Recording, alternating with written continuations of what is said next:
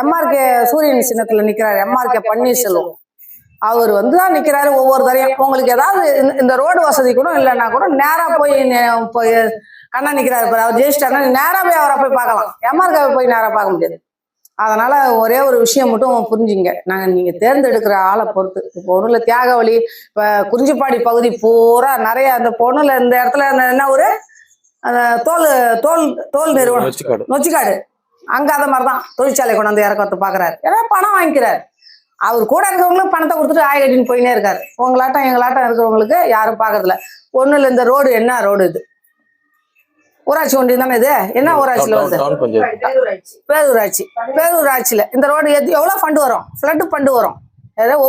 ஒவ்வொரு வருஷமும் மழைக்கு அந்த ஃபண்டு ஒதுக்குவாங்க. அப்ப இந்த ஒண்ணு இல்லை, இந்த கார்த்திகை மாசம் மழையில நடப்பியா? நடக்க முடியாது. அந்த ஆள் என்ன செய்யணும், ஜெயிக்கிறதோட சரி அங்க போய் உக்காந்துப்பான். அவன் சாதி சனத்துக்கு இந்த ரேஷன் கடை வேலை, என்ன ரோடு வேலை, இதெல்லாம் தான் வாங்கி கொடுத்துன்னு இருக்கான். புரோக்கர் அவன். இன்னும் சொல்ல போனா புரோக்கர், கோச்சிங்னா கோச்சிங்க, நீங்க புரோக்கர் அவன். இன்னும் ஒண்ணும் இல்ல, இன்னைக்கு வந்து எங்களுக்கு ஏன் எங்க தலைவருக்கு சீட்டு கிடைக்காத வந்தது தெரியுமா? அவர் சட்டமன்றத்தை அப்பாவை மீறி பேசுறாரு. உண்மைதான். இப்ப நீங்க வரீங்கன்னு வச்சுங்க, இந்த அம்மா கிட்ட வந்து சொல்றீங்க, இந்த மாதிரி குறையா இருக்கு அப்படின்னு சொல்றீங்க.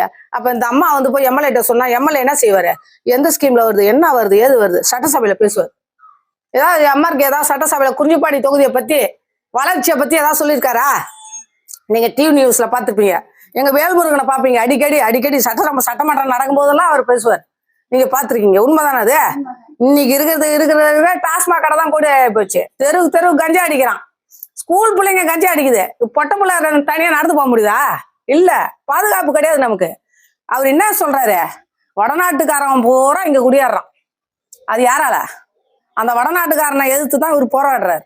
என்னன்னு அங்க இருக்க இப்ப 100 பேர் எழுதுறான், டிஎன்பிசி எழுதுறான்னு வச்சுங்க, ரயில்வே துறையில. அதுல தமிழே தெரியாதவன் எப்படி அவன் பாஸ் பண்றான்? எப்படி பாஸ் பண்றான்? நம்ம தமிழ்நாட்டு மக்கள் 2% கூட பாஸ் பண்ண மாட்டான். அப்ப என்ன அர்த்தம்? பூரா வடநாட்டுக்காரனை பூரா இறக்குறான். ஆனா அவங்க வடவர் வர்றதை எதிர்க்கிறார். அது இவனுங்களுக்கு பிடிக்கல.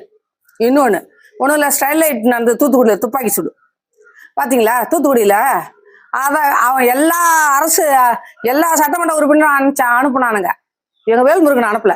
எங்க தூத்துக்குடி ஏர்போர்ட்ல நிறுத்திட்டானு பிடிச்சி உலா வச்சுட்டானோ. ஏன்னா இவர் போனா கலவரம் வெடிக்கும். ஏன்னா அவன் மக்கள் கோசம், அடித்தட்டு மக்கள் கோசம் பாடுபடுறவர்.